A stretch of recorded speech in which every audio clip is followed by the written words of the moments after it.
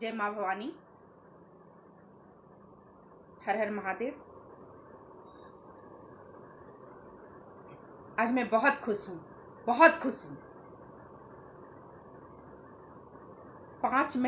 6 महीने से जो हमारे अंदर ज्वालामुखी फूट रहा था वो आज ठंडा हो गया। कुछ के लिए भी बाकी है। चलिए, लेकिन जो हमारा मेन उद्देश्य था वो हमारा पूरा हो। उद्देश्य क्या? मेरे लिए असत्य को पराजित करना और सत्य की विजय करने की बात थी।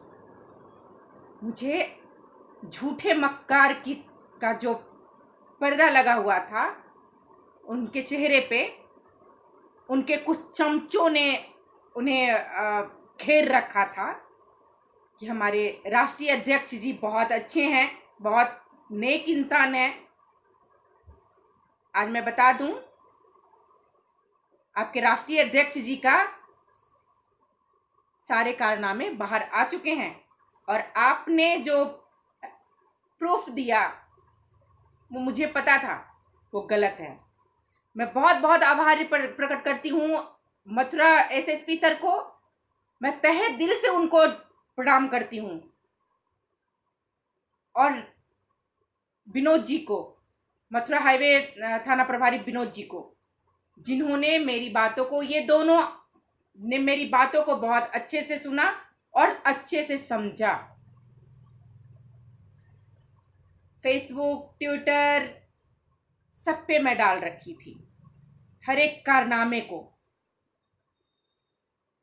और मैं बता रही थी शासन प्रशासन दोनों को कि ये हिंदूवादी नेता कम और राम रहीम बहुत ज्यादा। मैं उन महिलाओं को भी धिक्कारती हूं जो महिलाएं इसकी सपोर्ट में खड़ी थी। मैं उन महिलाओं के ऊपर उंगली उठा रही हूं जो महिलाएं मुझे ये फोन करके बोली थी कि मैं पटना आकर के बताऊंगी। मैं तो आज तक तुम्हारी इंतजार कर रही हूं। मथुरा पहुंची, तुम मेरे पास क्यों नहीं पहुंची?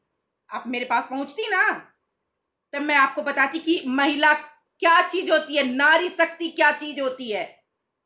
अपने प्रतिष्ठा के लिए जान गंवा सकती है लेकिन सर नहीं झुकाएगी। और पद कौन सा ये का संविधानिक पद है? गली का कुत्ता भी एगो खड़ा हो जाएगा और एक राष्ट्रीय अध्यक्ष का एक संगठन बना लेगा, राष्ट्रीय अध्यक्ष बन गया। कौन सा बड़ा बात है? काम वैसा करो जिससे सर उठा करके चल सकती हो। काम वो करो जिससे तुम्हारे आने वाले पीढ़ी याद करे कि मेरा परिवार ये है, मेरी माँ ये है। वो काम मत करो जिसमें तुम्हारे बच्चे ही तुमको धिक्कारे कि तू औरत थी, कैसे लोगों का साथ दी थी,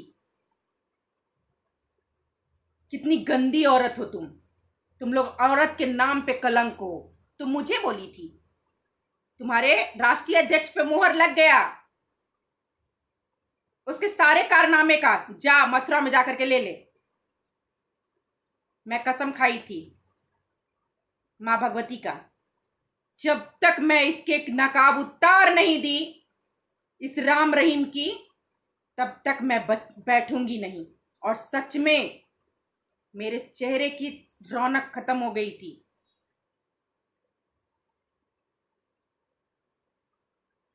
मैं अपने बारे में बड़ाई नहीं करती हूं, कहीं मैं नहीं बताती हूं कि मैं क्या हूं।